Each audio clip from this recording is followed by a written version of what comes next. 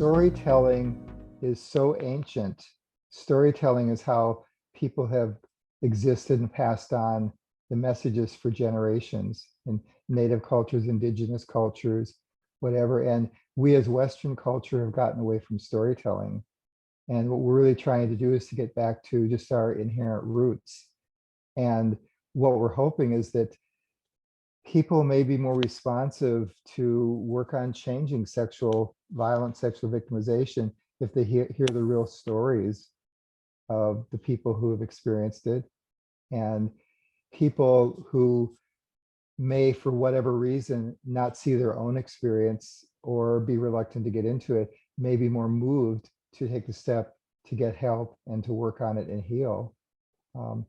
And the other thing is, we as a Western culture, we tend to focus so much on the tragedy of life. And what we really need to do is to inspire people and give hope and healing at the time we're doing it. So all the kind of social justice issues we're doing seem to get more traction when they really move into telling the stories of the people that are trying to be liberated and the people that are trying to make the changes. I sort of came into the advocacy world via storytelling, actually.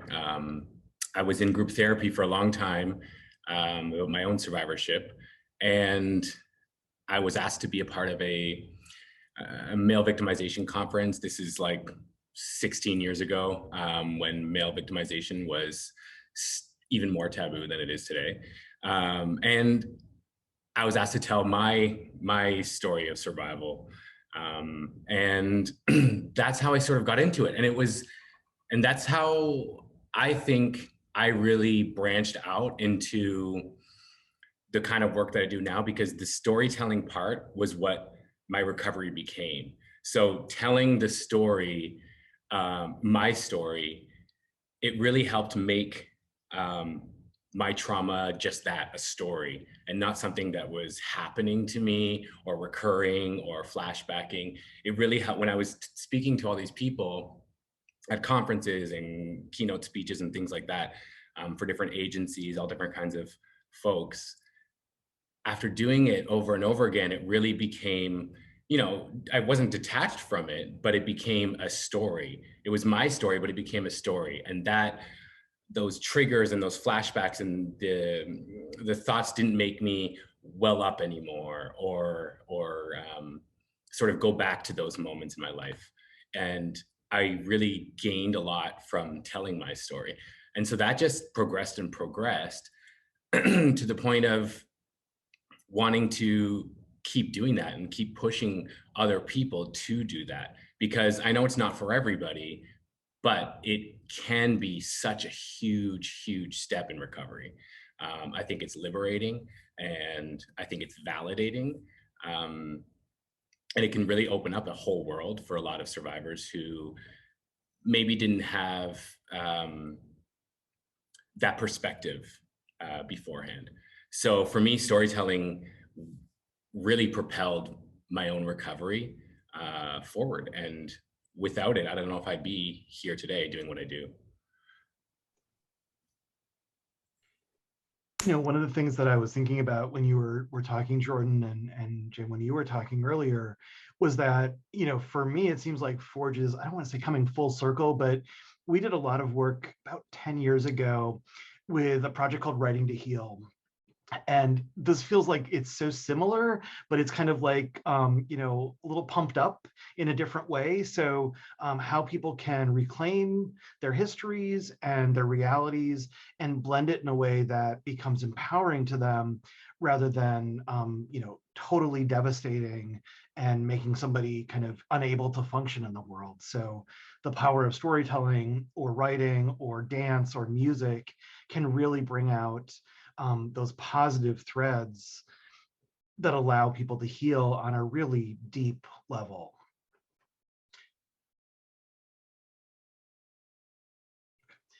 So Tristan, one of the things that we talked about in one of our planning meetings was something that I'd really like you to share a little bit more about now, which was kind of the neurobiology and what happens when we tell stories. Would you be willing to share a little bit about that? Sure. So I'm definitely not a neuroscientist, but something that has really interested me with trauma healing and storytelling is how when we tell our stories, however feels best to us, or even across multiple modalities, it helps our brains put together scattered pieces of the trauma narrative into a cogent whole, so that the story can resolve itself, and not have to come back in flashbacks or body memories. Um, because the way the brain stores trauma is through like memories and like different sort of filing cabinets. So body sensations are over here and smells and sights are over here, and it's not one whole narrative. But when we tell the story, we can take all those filing cabinets and sort through what's useful and find what's resilient and put them all together in one meaningful narrative and help our brains make sense of it so that it doesn't have to keep playing out in our bodies and minds anymore. And once we do that, and especially once we do that in community and with a compassionate witness, our brains are allowed to release those scattered pieces, so that healing can really take on new levels, and it doesn't, it just allows the body to make sense of it in a whole new way on a really neurological basis, which then allows the parasympathetic and sympathetic nervous systems to calm down. It really changes your whole body system. It's really cool, and it doesn't matter so much if you do it through writing or verbal narration or dance, as long as you get your story out there to a compassionate witness. It allows your brain to sort it out. And so that's one of the reasons I'm really excited to do this project with Forge and MenHealing, because I don't think enough trans and non-binary survivors in particular have opportunities to have those witnesses and have sacred spaces to go through that whole process. We may have little chunks of getting little pieces out, but it's really a whole process of getting the whole story out, especially if you've been through poly-victimization, which so many trans and non-binary survivors have. And so, yeah, I'm just really excited.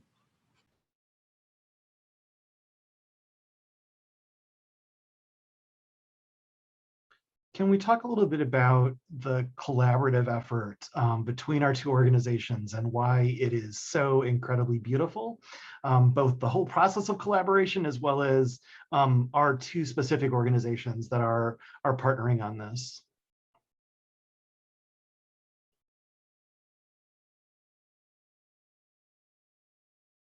Collaboration is fundamental to the work that we're doing because too many causes, too many issues that we're working on, people are trying to do in their own silos, and we do them separated, and we don't plug into the both complementary energy that comes, and that we don't role model us creating a world in which people collaborate and cooperate. And that's especially important when we're going across lines that most people perceive as being people are separated in some way or the other, men and women, gays and straights, old and young, et cetera, et cetera. So the process of collaborating and the role modeling of collaboration is just as important as the wisdom that comes from not trying to do it alone. And our organizations have been doing this for a while in terms of Michael being on our board and us working with all the diversity of our staff and our people. And this is going to be a really wonderful extension of that partnership that we already have a foundation for. I know one of the things that we really value about MenHealing and working with MenHealing is that so often in our world, the only people who get the attention and the services are people who are assigned female at birth, who are still living as female. So that rules out just about every trans person. So in working with MenHealing, who value the survivorship of men and boys, there's like a logical pairing there in some kind of weird way that's just really beautiful. And I think that our values are really similar in terms of empowering people and helping people move from a place of victimhood into a place of thriving and resilience, and really stepping into or moving into the fullness of their life. So I think that that's one of the beauties of us working together, versus, you know, any kind of collaboration, which is always a good thing as well.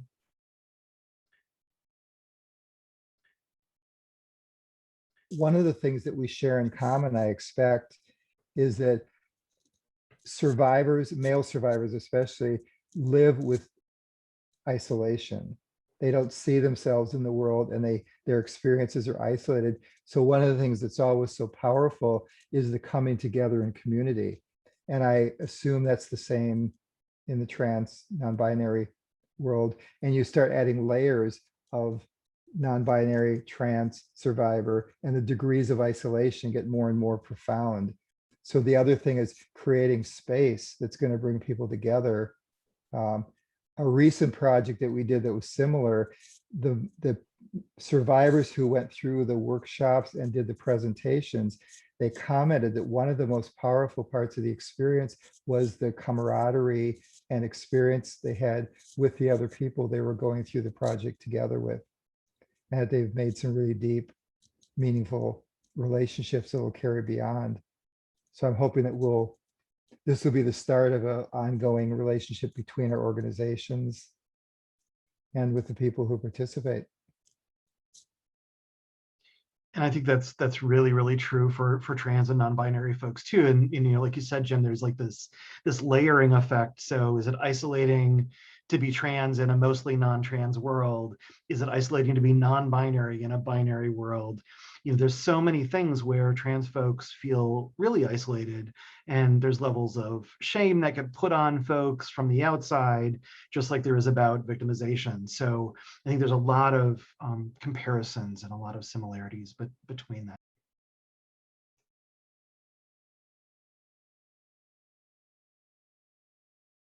Community is paramount to what we do. I think it's paramount to healing, survivors healing.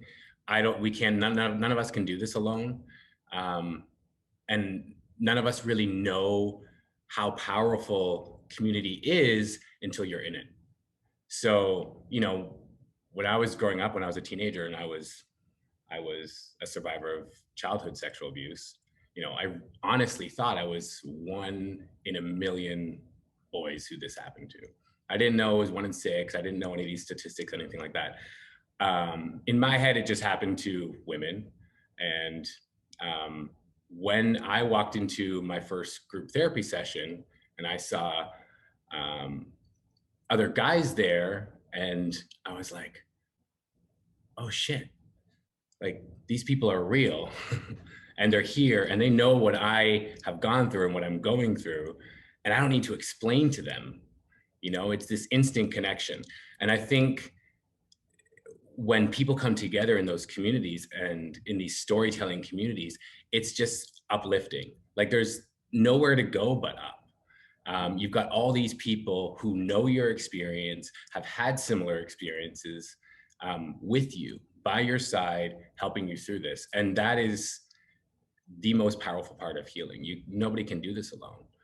And that's why projects like this are so important, to give that space, to provide that community for these folks who this is important to them to tell their story.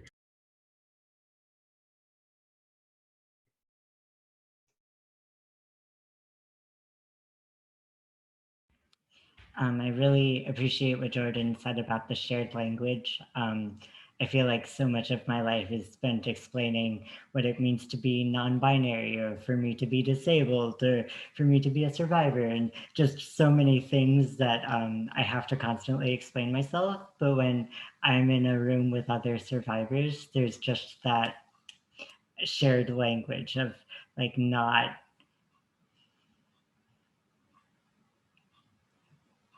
just, it feels like I can finally breathe. And that's one of the reasons I'm really excited that we're going to do this is because I feel like we're going to give a lot of people an opportunity to come together and breathe. And for so many of us, we haven't breathed like deep in our bones in a year, over a year.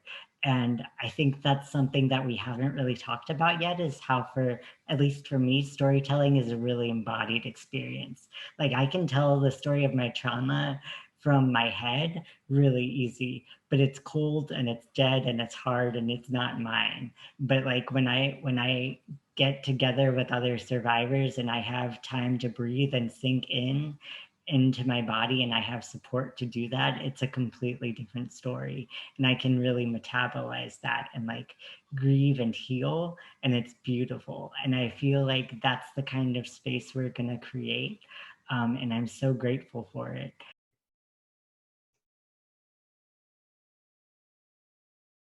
Interesting. One of the things that you just mentioned was the power of the witnesses. That if we tell our stories, and it's kind of like the tree that falls in the woods, does anybody hear it, or whatever that story is, whatever the line is.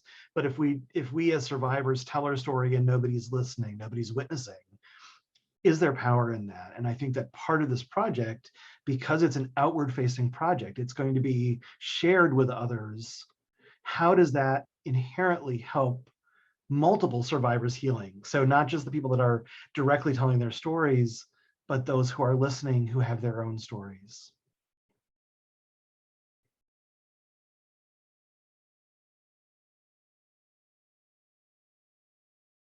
So many people who are survivors, who are trans, who are non-binary, who are othered in some ways.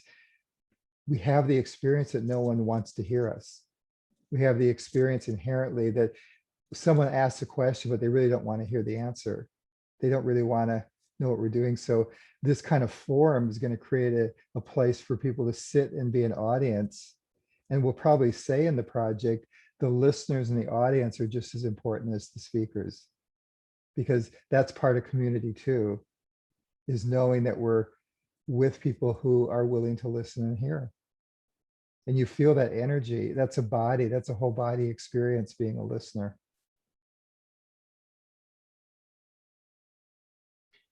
And one of the things that this project is a new project for both of us, and it's something that we don't have existing funding for. So we are really, hopeful that folks that are hearing this or seeing this or bumping into our social media that talk about the Speak Out will consider contributing to the success of this. And for me, it's, I look at, yes, it takes staff to create events and to create healing, but it really is about donations going to the healing of survivors and the healing of communities.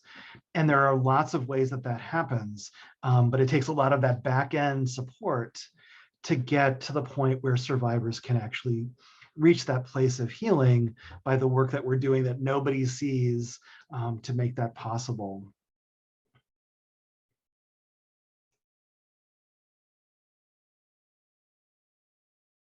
And I'd appeal to how many people have the opportunity to give money that's going to be launching something brand new, to do something that hasn't been done before, to really figure out $1, $5, $10, $50 is pioneering something really different. So jump on board, join the journey, and realize that the seeds you're planting and the seeds that get watered are the seeds that are going to grow.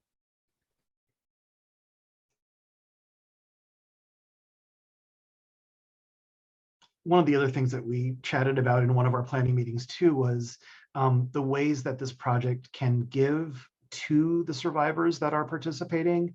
And by participating itself is I don't want to say a gift, but it's something that's positive in their healing, that is not having to come out of their pocket. It's not therapy, but sometimes it's more meaningful than therapy. So your donation can really make a big difference in the healing and the thriving of survivors, across the country, across the world.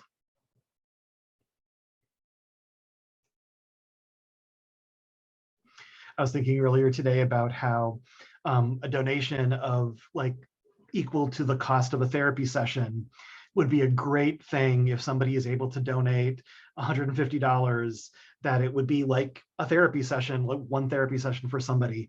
And a lot of trans folks don't have access to therapy. And this is not therapy, but it's, again, just as useful as therapy to work through and craft your personal narrative and your story. So, think about what a therapy session costs, and is that something that you or someone that you know could donate to this project that will directly help a survivor? You may not personally have been a survivor, but you most certainly know somebody who is a survivor. And if you contribute to that community healing, you're helping not only that person you may know, but the entire community that's surrounding them. So this is really important work that we're all doing here. And it is important for our communities to join together and support the work that we're all doing.